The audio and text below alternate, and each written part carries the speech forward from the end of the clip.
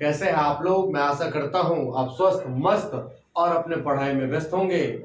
आज मैं class 10th का लेक्चर नंबर 3 लेकर के आया हूं। क्लास 10th केमिस्ट्री का जो फर्स्ट अध्याय है chemical reaction and equation, first अध्याय है केमिकल रिएक्शन एंड इक्वेशन, उसका जो आज टॉपिक होने वाला है वो होगा रासायनिक समीकरण के उपयोग के लाभ। हम रासायनिक समीकरण का उपयोग करते हैं तो उसका क्या क्या लाभ है उसी पर हम चर्चा करने वाले हैं कि रासायनिक समीकरण के उपयोग से क्या क्या लाभ होता है, उसी पर हम चर्चा करने वाले हैं। तो आज के खूबसूरत एपिसोड को शुरुआत करने से पहले आज के कुछ मोटिवेशनल कोटेशन हो जाए, कुछ खूबसूरत लाइन हो जाए, उसके बाद हम आज के खूबसूरत वीडियो का शुरुआत करेंगे। तो चलिए वो खूबसूरत लाइन प्रस्तुत करते हैं आपके सामने। यही जज्बा रहा तो मुश्किलों का हल भी निकलेगा, यही जज्बा रहा तो मुश्किलों का हल भी निकलेगा, जमी बंजर हुई तो क्या वहीं से जल भी निकलेगा। न हो मायूस न घबरा अंधेरों से मेरे दोस्त, न हो मायूस न घबरा अंधेरों से मेरे साथी, इन्हीं रातों के दामन से सुनहरा कल भी निकलेगा, इन्हीं रातों के दामन से सुनहरा कल भी निकलेगा। तो चलिए इसी खूबसूरत लाइन के साथ हम आज के वीडियो की शुरुआत करते हैं। तो रासायनिक समीकरण के उपयोग के लाभ। तो रासायनिक समीकरण क्या था, शॉर्ट में समझा दें हम आपको। जैसे हाइड्रोजन गैस क्लोरीन गैस से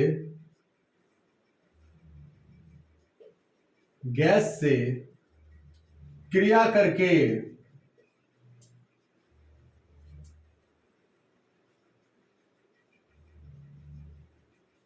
हाइड्रोजन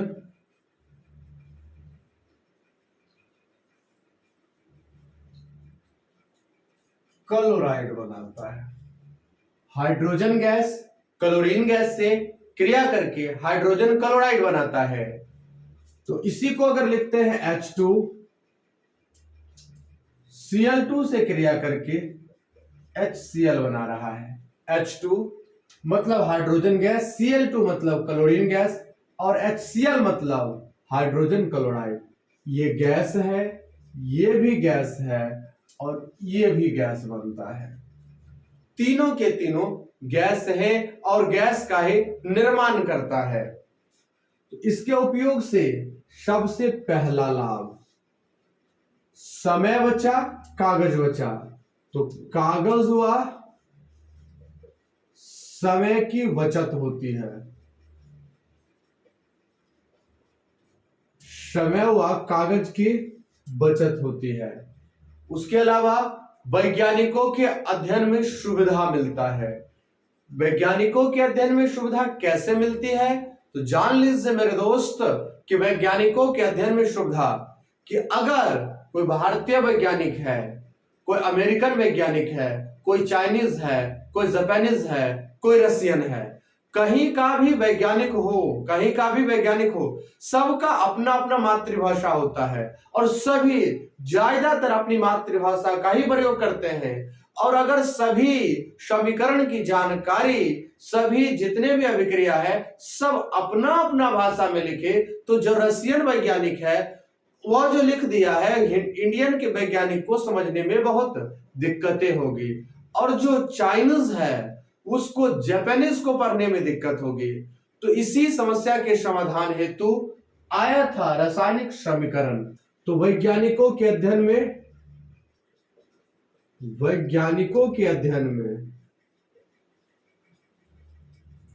सुविधा मिलती है। दूसरा बात, वैज्ञानिकों के अध्ययन में सुविधा मिलती है। और इनसे तीसरा बात, इनसे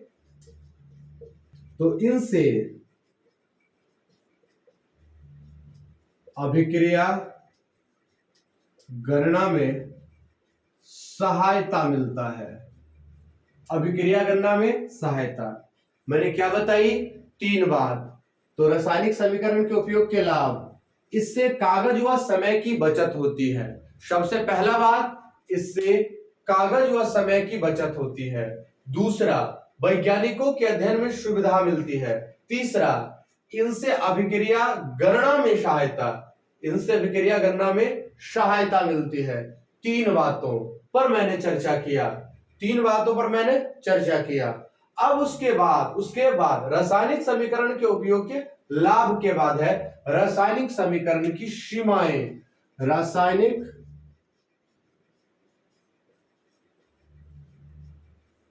समीकरण की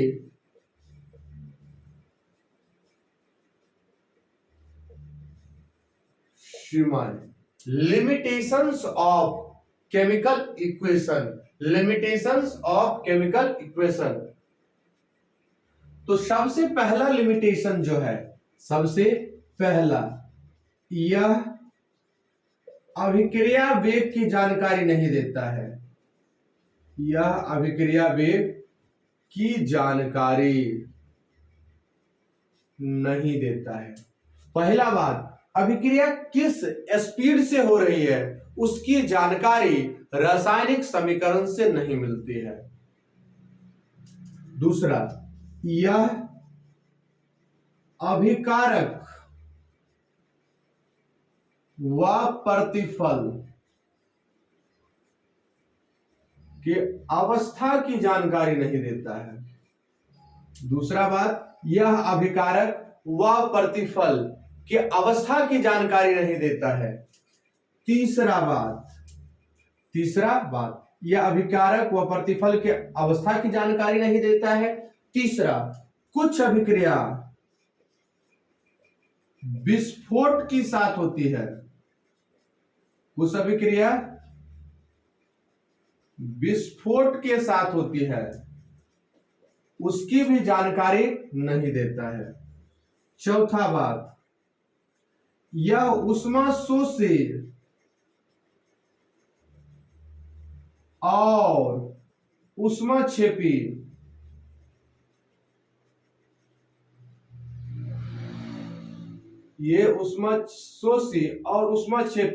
अभिक्रिया की जानकारी नहीं देता है। यह ऊष्माशोषी और ऊष्माक्षेपी अभिक्रिया की जानकारी नहीं देता है। इससे यह पता नहीं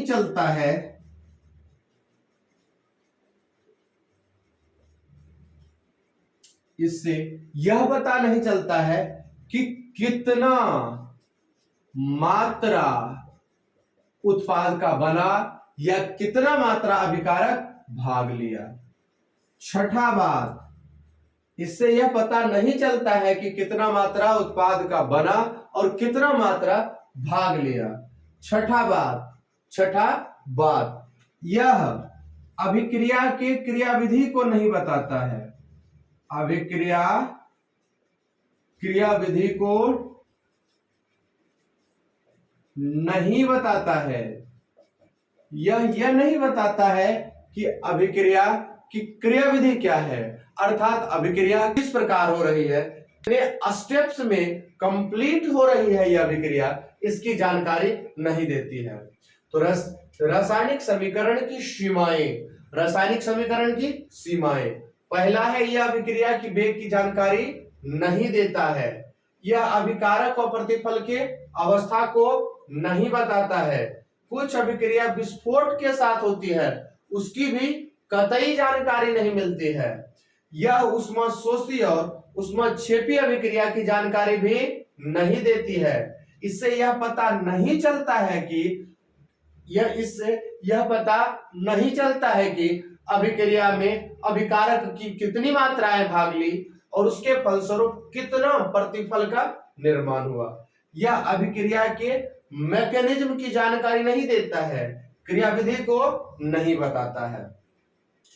यहां तक के बाद जब यह मालूम चल गया कि रासायनिक समीकरण के उपयोग के लाभ क्या है और रासायनिक समीकरण के उपयोग के लाभ क्या है और रासायनिक समीकरण की सीमाएं क्या है, मैंने दो चीजों पर चर्चा की, रासायनिक समीकरण के उपयोग के लाभ व रासायनिक समीकरण की सीमा। अब तीसरा है रासायनिक समीकरण को उपयोगी बनाना। अगर ये सब दिक्कत है तो हम इसमें क्या क्या ऐड ऑन कर सकते हैं जिससे रासायनिक समीकरण हमारे लिए उपयोगी हो जाए। रासायनिक समीकरण को उपयोगी बनाना, रासायनिक समीकरण को उपयोगी बनाना।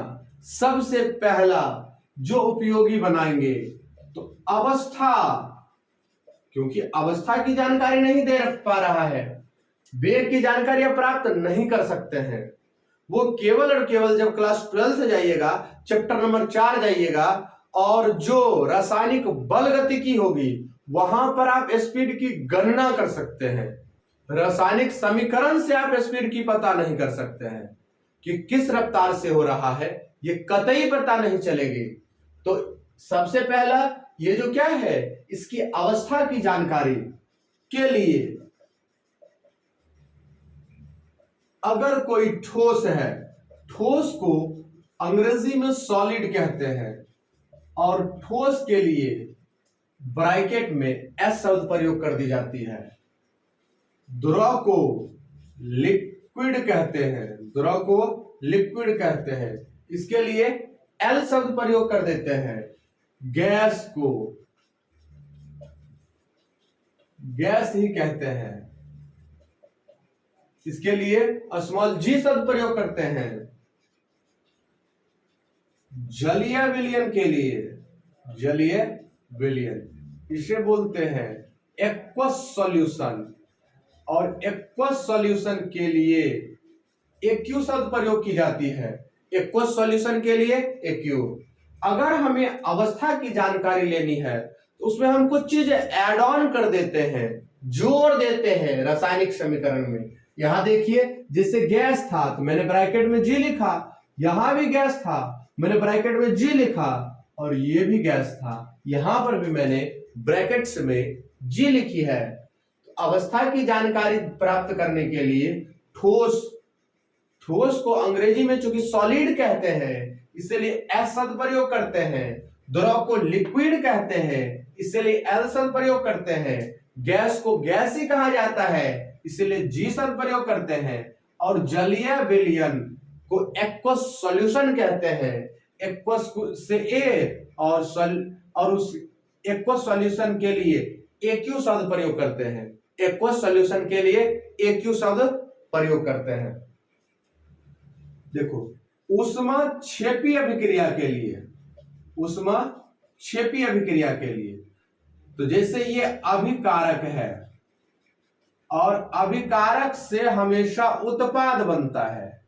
अगर किसी रासायनिक अभिक्रिया के फलस्वरूप ऊष्मा की उत्पत्ति हुई है, उसकी जानकारी देने के लिए उत्पाद के साथ ऊष्मा लिख दो। जब उत्पाद के साथ ऊष्मा लिखोगे इसका तात्पर्य है अभिक्रिया ऊष्माक्षेपी है।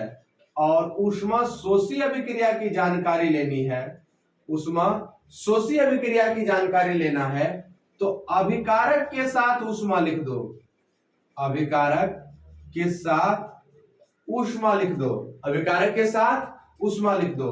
और जब अभिकारक के साथ लिखोगे तो मालूम चल जाएगा ये जो रासायनिक अभिक्रिया हो रही है वो ऊष्मा शोषी अभिक्रिया हो रही है।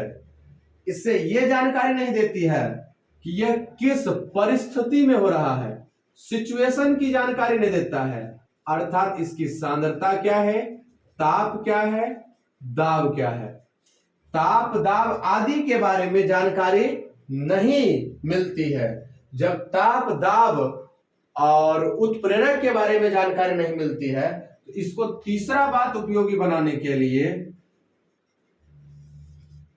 ताप और दाब को, जो अभिकारक है, इधर अभिकारक इधर प्रतिफल और बीच में तीर चिन्ह है, तीर चिन्ह के ऊपर ताप दाब या सांद्रता का प्रयोग करते हैं, ताप दाब या सांद्रता का प्रयोग करते हैं।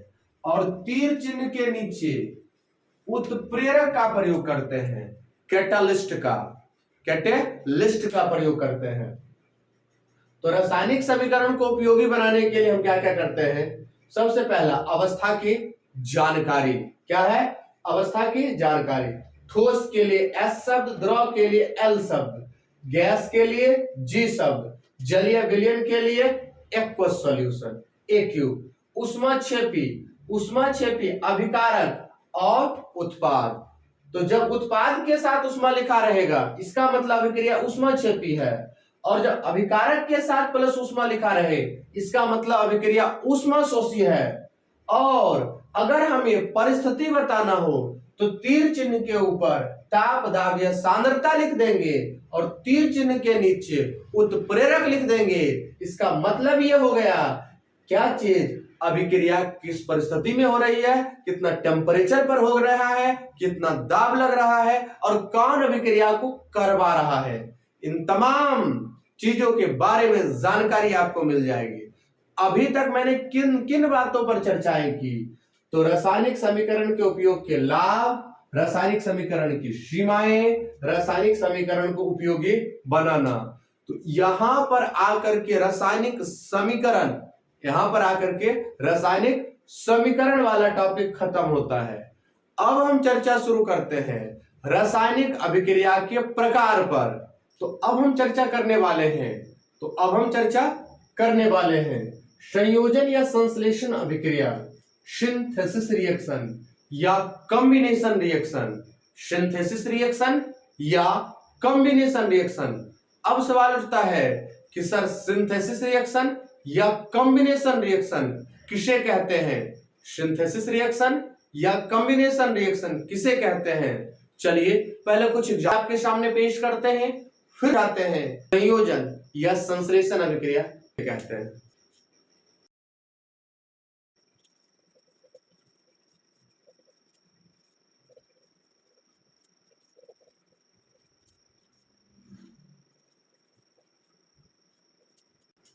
देखिए मैंने कुछ एग्जाम्पल लिखी है आपके सामने, जैसे Mg प्लस O2 से 2MgO बना है, C प्लस O2 से CO2 बना है, H2 प्लस O2 से H2O बना है, H2 प्लस Cl2 से 2HCl बना है, और 4Na प्लस O2 से 2Na2O बना है। देखिएगा इसमें अभिक्रिया के बाएं साइड दो पदार्थ है, लेकिन अभिक्रिया के दाहिने साइड अर्थात उत्पाद के तरफ केवल एक ही पदार्थ है। तो वैसी रासायनिक अभिक्रिया जिसमें दो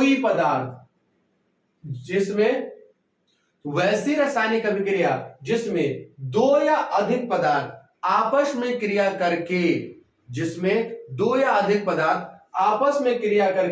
केवल और केवल एक पदार्थ का निर्माण करता है, वैसी रासायनिक अभिक्रिया जिसमें दो या अधिक पदार्थ आपस में क्रिया करके केवल और केवल एक पदार्थ का निर्माण करता है, जिसका गुण मूल पदार्थों के गुण से बिल्कुल भिन्न होता है, उसे हम संयोजन या संश्लेषण अभिक्रिया कहते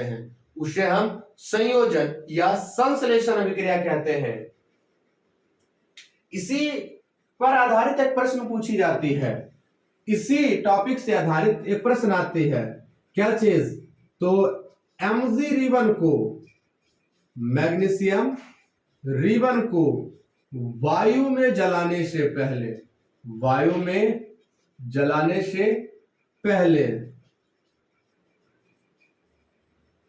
साफ क्यों किया जाता है,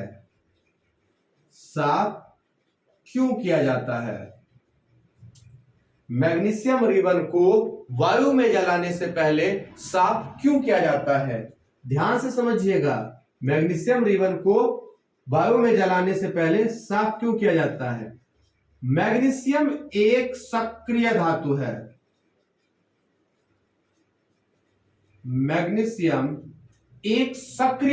ध्यान से सुनिएगा, मैग्नीशियम एक सक्रिय धातु है जो वातावरणीय या जो वायुमंडलीय O2 से क्रिया करके अपने सतह, जैसे ये धातु का टुकड़ा है मैग्नीशियम धातु, ये अपने सतह पर मैग्नीशियम ऑक्साइड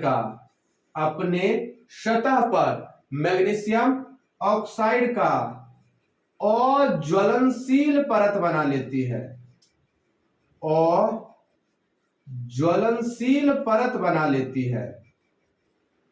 क्योंकि अब जलाना है और इसके सतह पर बैठा हुआ है और ज्वलनशील परत, इसे तो हर हाल में हटानी होगी, इसीलिए इसे सरेस कागज से हम साफ कर देते हैं। ध्यान से सुनिएगा, मैग्नीशियम एक सक्रिय धातु है। मैग्नीशियम एक सक्रिय धातु है जो मैग्नीशियम एक सक्रिय धातु है जिसे खुले वातावरण में छोड़ देने पर यह वायुमंडलीय ऑक्सीजन से क्रिया करके वायुमंडलीय ऑक्सीजन से क्रिया करके अपने सतह पर मैग्नीशियम ऑक्साइड का अज्वलनशील परत बना लेती है। अपने सतह पर मैग्नीशियम ऑक्साइड का अज्वलनशील परत बना लेती है, जिसके कारण वायु में जलाने से पहले मैग्नीशियम रेवन को साफ किया जाता है।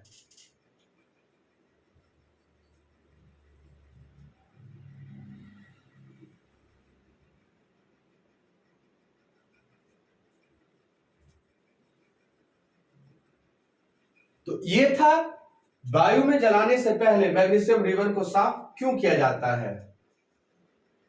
दूसरा जो संयोजन या संश्लेषण अभिक्रिया के बाद जो दूसरा अभिक्रिया है, अर्थात रासायनिक अभिक्रिया के प्रकार में दूसरा है, वो है वियोजन अभिक्रिया,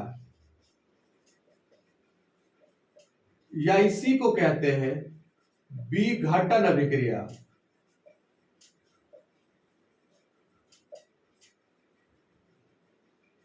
डीकंपोजिशन रिएक्शन।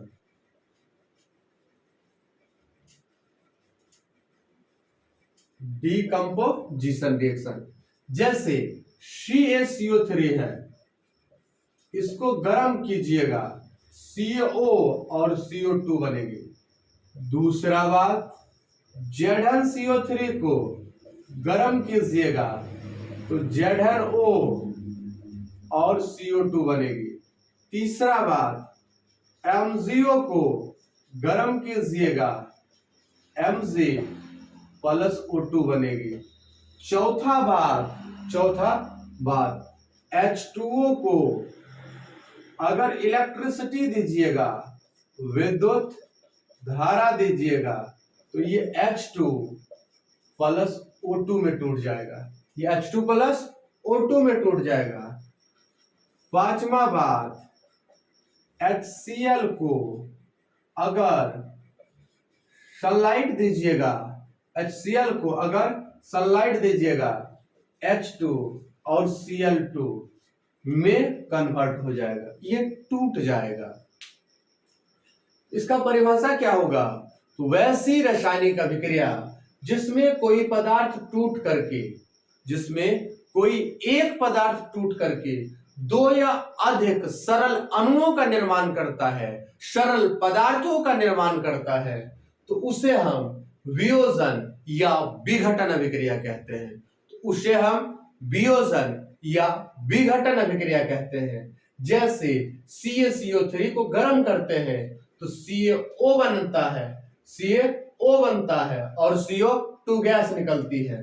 ZnCO3 को गर्म करते हैं तो ZnO बनता है और CO2 क्या बनती है? गैस बनती है। MgO को गर्म करते हैं तो Mg प्लस O2 बनता है। H2O को जब विद्युत धारा देते हैं H2 प्लस O2 निकल जाती है, और HCl को जब हम सनलाइट देते हैं H2 प्लस Cl2 निकल जाती है। तो वियोजन अभिक्रिया का परिभाषा एक बार फिर से सुन लीजिए। वैसी रासायनिक अभिक्रिया जिसमें कोई बड़ा अणु टूट करके दो या अधिक सरल अणुओं का निर्माण करता है, जिसका गुण मूल पदार्थों के गुण से बिल्कुल भिन्न होता है, उसे वियोजन या विघटन अभिक्रिया कहते हैं। ये फॉर एग्जाम्पल के लिए एक क्वेश्चन पूछी जाती है। देखिए, क्वेश्चन नंबर फर्स्ट था, क्वेश्चन नंबर सेकेंड, ये है क्वेश्चन नंबर फर्स्ट। वायु में जलाने से पहले मैग्नीशियम रिबन को साफ क्यों किया जाता है? दूसरा प्रश्न, संयोजन अभिक्रिया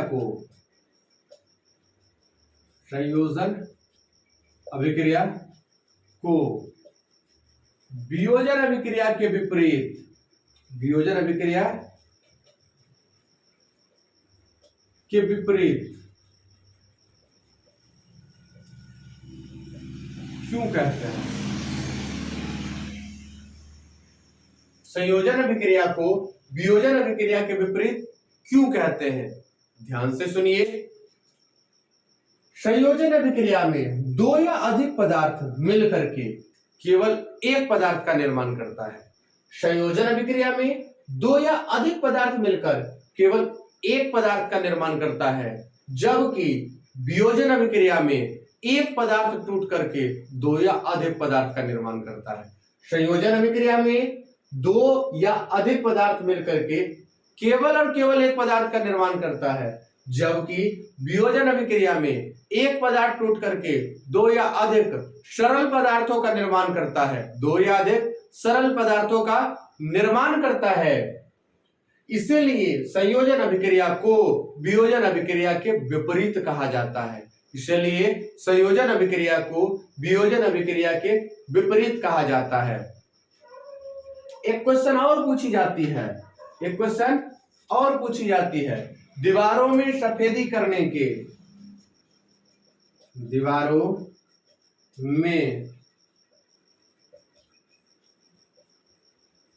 दीवारों में सफेदी करने के 2-3 दिन बाद, 2-3 दिन बाद दीवारों की चमक क्यों बढ़ जाती है?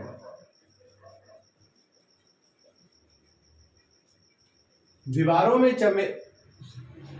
में सफेदी करने के 2-3 दिन पश्चात दीवारों की चमक क्यों बढ़ जाती है? तो दीवारों में सफेदी करने के लिए भखरा चूना का प्रयोग करते हैं। दीवारों में सफेदी करने के लिए भखरा चूना का प्रयोग करते हैं, जो वायुमंडलीय कार्बन डाइऑक्साइड से क्रिया करके कैल्शियम कार्बोनेट बना लेती है, जो वायुमंडलीय कार्बन डाइऑक्साइड से क्रिया करके कैल्शियम कार्बोनेट बना लेती है। चूंकि इस अभिक्रिया के दौरान कैल्शियम कार्बोनेट का निर्माण हो जाता है, इसीलिए दीवारों में सफेदी करने के 2-3 दिन पश्चात संगमरमर जैसा चमक आ जाती है। कैसा चमक आ जाती है? संगमरमर जैसा। कहता है ना, संगमरमर सी तेरी मूरत।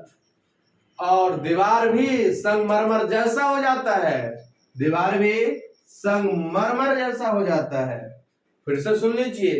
दीवारों में सफेदी करने के लिए भखरा चूना अर्थात कैल्शियम हाइड्रोक्साइड का उपयोग किया जाता है, जो वायुमंडलीय कार्बन डाइऑक्साइड से क्रिया करके कैल्शियम कार्बोनेट बना लेती है। और कैल्शियम कार्बोनेट बनने के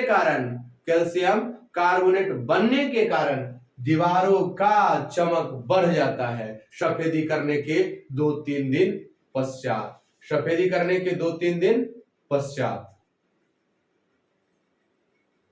तो आज मैंने आपको क्या क्या पढ़ाई है? सबसे पहला मैंने चर्चा किया रासायनिक समीकरण के उपयोग के लाभ, दूसरा रासायनिक समीकरण की सीमाएं, तीसरा बात पर मैंने चर्चा की रासायनिक समीकरण को उपयोगी बनाना। उसके बाद मैंने आपको पढ़ाई रासायनिक अभिक्रिया के प्रकार में 2 प्रकार, संयोजन अभिक्रिया और वियोजन अभिक्रिया, संयोजन अभिक्रिया और वियोजन अभिक्रिया। और उसके बाद मैंने चर्चा की 3 प्रश्न पर, कौन कौन सा? वायु में जलाने से पहले मैग्नीशियम रिबन को साफ क्यों किया जाता है? संयोजन अभिक्रिया को वियोजन अभिक्रिया के विपरीत क्यों कही जाती है? तीसरा बात, दीवारों में सफेदी करने के 2-3 दिन पश्चात दीवारों की चमक क्यों बढ़ जाती है?